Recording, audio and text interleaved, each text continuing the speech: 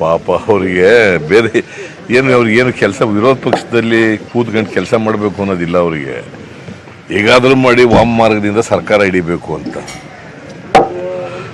ಪಾಪ ಉಮೇಶ್ ಕತ್ತಿಗೆ ಅಧಿಕಾರ ಬಿಟ್ಟು ಭಾಳ ವರ್ಷ ಆಗಿದೆಯಲ್ಲ, ಅದಕ್ಕೆ ಅವನ್ನೆಲ್ಲ ಭ್ರಮಾಲೋಕದಲ್ಲಿದ್ದಾರೆ ಅವರೆಲ್ಲರೂ.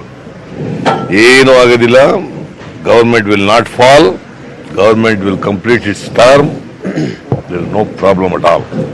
ನಮಗೆ ನಮ್ಮದೇ ಪಕ್ಷ ಮೆಜಾರಿಟಿ ಬರ್ತದೆ ಅಂತ ಇತ್ತು ನಮಗೆ ಖಾತರಿ. ಕಾಂಗ್ರೆಸ್ ಪಕ್ಷನೇ ಬರ್ತದೆ ಅಂತ ಇತ್ತು. ಅದಕ್ಕೋಸ್ಕರ ಹೇಳಿದ್ದೆ ನಾನು.